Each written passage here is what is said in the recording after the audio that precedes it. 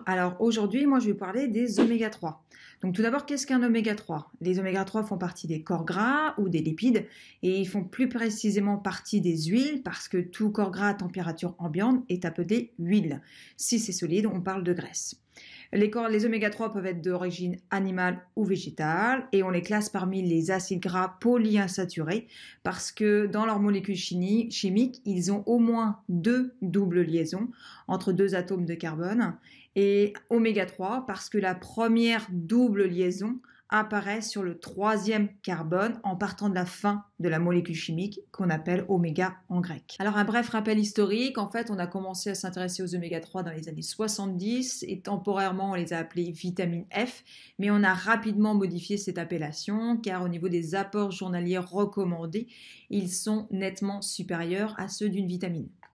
Alors, en ce qui concerne les particularités des oméga 3, il faut savoir que le chef de file s'appelle l'acide alpha-linolénique, qu'il est dit essentiel parce que l'organisme en a absolument besoin mais ne sait pas le synthétiser, donc il doit absolument être apporté par l'alimentation. L'acide alpha-linolénique, qu'on appelle ALA, peut être transformé en EPA et en DHA, qui sont aussi des oméga 3, mais dans certaines conditions, à savoir qu'il faut des enzymes et il faut aussi des cofacteurs comme le magnésium, et il faut aussi que le système soit en bon état pour assurer cette conversion. Résultat, en général, on parle de 20% de conversion pour le EPA et seulement 10% de conversion pour le DHA. Donc, on conseille de les apporter dans l'alimentation.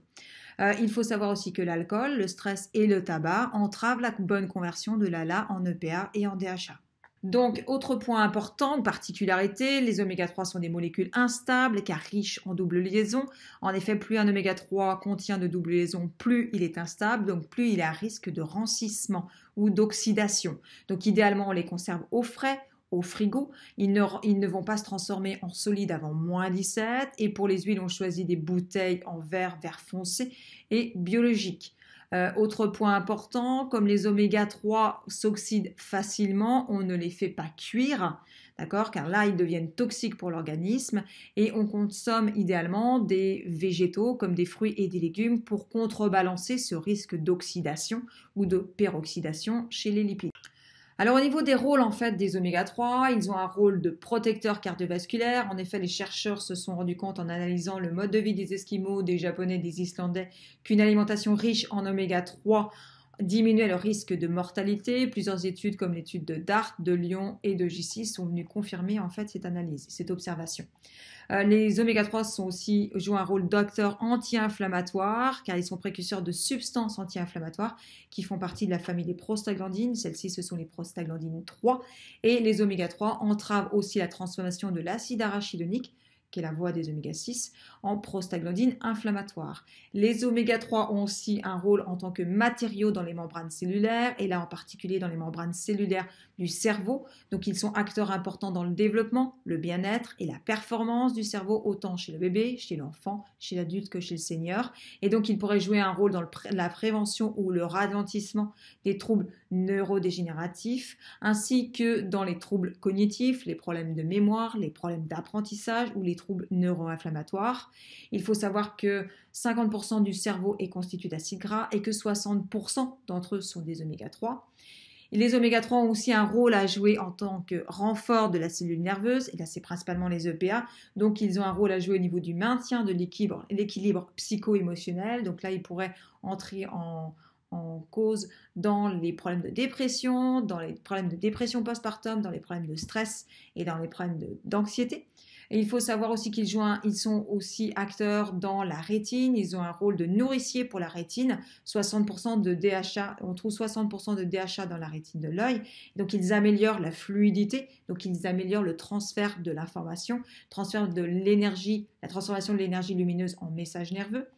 Ils ont aussi un rôle à jouer au niveau de la contribution de la régulation hormonale, puisque en fait, on s'est rendu compte que de faibles taux de DHA semblent diminuer la production de la mélatonine, donc qui pourrait faciliter le sommeil.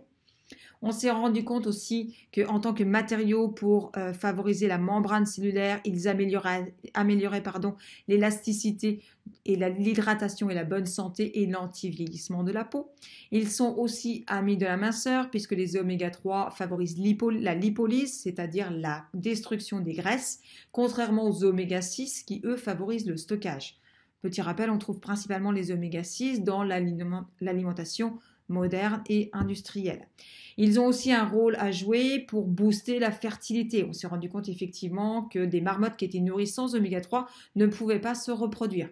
Donc ils boostent la fertilité et donc pourraient jouer un rôle effectivement pour les gens qui ont des problèmes en fait de fertilité.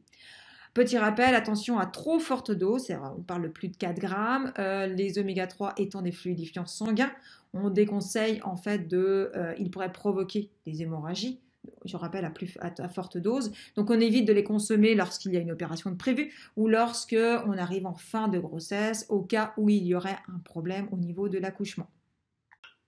Alors, dans quelle nourriture trouve-t-on les oméga 3? Alors, les oméga 3 sont soit d'origine animale ou végétale. Dans les animaux, on va les trouver dans les poissons gras des mers froides, donc du plus au moins, le maquereau, le thon, le saumon frais, le hareng, les anguilles, les sardines, les mollusques et crustacés, l'huile de foie de morue, maximum une cuillère à soupe par jour, car ça contient beaucoup de vitamine A. On favorise les petits poissons, car les plus gros sont plus chargés en mercure et proviennent souvent plus d'élevage. Sinon, au niveau des poissons semi-gras, donc du plus au moins, on les trouve dans le mulet, le rouget, l'anchois, le saumon fumé, le merlan, le brochet et la roussette. Pourquoi on trouve beaucoup d'oméga 3 dans les poissons des mers froides? Bien tout simplement parce que les oméga 3 ont la particularité de fluidifier les membranes et les graisses des poissons sont diffuses dans tous les tissus musculaires et non pas en couverture comme dans les animaux de boucherie. Et donc ils assurent de bons échanges membranaires à l'intérieur des poissons malgré des eaux très froides et malgré un taux d'oxygénation en fait très bas. On va aussi trouver les oméga 3 d'origine animale dans le lait maternel, le beurre au lait cru et les œufs de poule pour les poules qui sont bien nourries aux graines de lin et qui ont gambadé l'extérieur. En ce qui concerne les oméga 3 d'origine végétale, on va les trouver dans les algues et dans les végétaux comme le colza, la noix, la citrouille, les graines de chia, la cameline, le chanvre, le lin, l'argan. Donc tout ça, on va trouver sous forme d'huile, de graines ou d'oléagineux. On peut les trouver aussi dans les légumes verts à feuilles, le germe de blé, la spiruline ou le soja, les céréales, les graines germées, les céréales germées, le pourpier et la mâche. Attention, donc comme il rancisse vite, il est conseillé de conserver tous ces aliments riches en oméga 3 au frigo. Alors, quelles sont les quantités recommandées? Pour un adulte, on estime qu'en fait, il faudrait qu'il consomme environ 2 à 3 fois par semaine du poisson gras, plus 1 à 2 cuillères à soupe d'huile végétale par jour, ajoutée crue aux aliments, ainsi qu'1 à 2 petites poignées par jour de noix ou de graines en variant les sources. Tout cela pour avoir un bon impact en fait sur la santé. Alors notre problématique actuelle, c'est que on surconsomme des oméga 6 au détriment des oméga 3. Actuellement, on tourne plutôt à 15 à 20 oméga 6 pour un oméga 3, alors que notre système est plutôt prévu pour 4 oméga 6, voire 2 oméga 6 pour un oméga 3. Donc cette problématique donne un terrain favorable au développement de problèmes cardiovasculaires, aux troubles allergiques, à des problèmes inflammatoires, des problèmes de fertilité, des problèmes psycho-émotionnels, etc. Donc il est important d'augmenter en fait sa consommation en oméga 3 et de limiter, voire de diminuer sa consommation en oméga 6 qu'on trouve en particulier dans l'alimentation moderne et industrielle. Voilà, cette capsule est terminée, j'espère que ça vous a plu et je vous dis à bientôt, au revoir.